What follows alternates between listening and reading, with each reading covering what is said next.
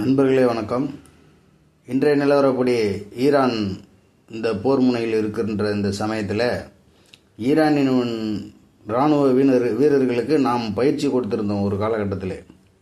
அதனால் நாம் இன்றைக்கு இருக்க அரசாங்கமான மோடி கவர்மெண்ட்டு ஈரானோடு தொடர்பு இல்லாமல் இல்லை. ஈரானுக்குள்ள உணவு மற்ற மருந்து இப்படி போன்ற வசதிகளை எல்லாம் போருக்கு முன்பு பணத்தோடு வியாபார யுத்தியிலே கொடுத்து கொண்டிருந்தார்கள். தற்சமயத்துக்கு அவர்கள் இருக்கக்கூடிய சூழ்நிலையிலே உதவுவதற்கும் தயாராக இருக்கிறார்.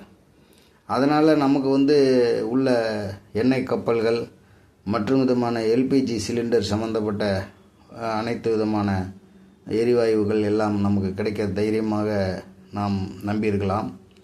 அடுத்ததாக பாகிஸ்தான் அமெரிக்காவுடன் மிகவும் நட்பு நாடாக இருக்கிறது என்று ஒரு செய்தி தொடர்ந்து வந்து கொண்டே இருக்கிறது சமூக வலைத்தளங்களில். நாம் ஏன் மிஸ் பண்ணிவிட்டோம், மோடி எப்படி மிஸ் பண்ணிவிட்டார் என்று. பாகிஸ்தான் ஒருவரோடு நட்பு வைப்பது பெரிதல்ல. அமெரிக்கா அவர்களோடு பெரிய நட்போடு இருக்கிறது மிகப்பெரிய பெரிதல்ல. காரணம் என்னவென்றால், ஒட்டு மொத்தமாக இவர் நட்போடு பழகின அனைவரையும் அவர்களே குழி தோண்டி சமாதி கட்டியிருக்கிறார்கள். அமெரிக்க வரலாற்றில் இது அதிகம். உதாரணத்துக்கு பின்லேடனில் ஆரம்பித்து அனைவரோடும் நட்புறவோடு இருந்து அடுத்த நாடுகளுக்குள்ள உளவுகளை பார்க்க வைத்து தூது அனுப்பி இப்படி குட்டிச்சவராக்கிற வல்லமை அமெரிக்காவுக்கு அதிகம். அந்த நட்பு மோடியோடு இருக்க வேண்டிய அவசியம் இல்லை. மோடி என்ற ஒரு தாரக மந்திரத்தை உலக அளவில் தெரிய பண்ண ஒரு விஷயமே பெரிய விஷயம்.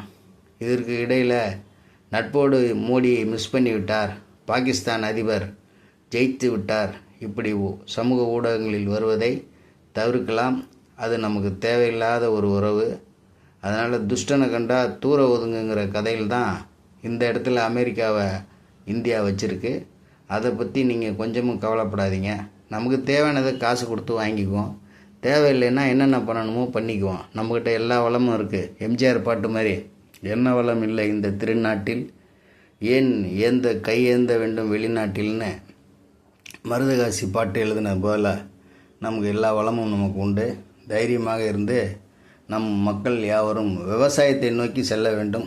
ஆடு மாடு வளர்த்தல், அதன் பிறகு விவசாயத்தில் கொஞ்சம் திசை திருப்புங்கள். உங்களுக்கு ஒன்றும் தேவையில்லை. 3 வேளை சாப்பாடு, கடவுளை நம்பிடுங்க, மழை பெய்யும், பார்த்துக்கலாம்.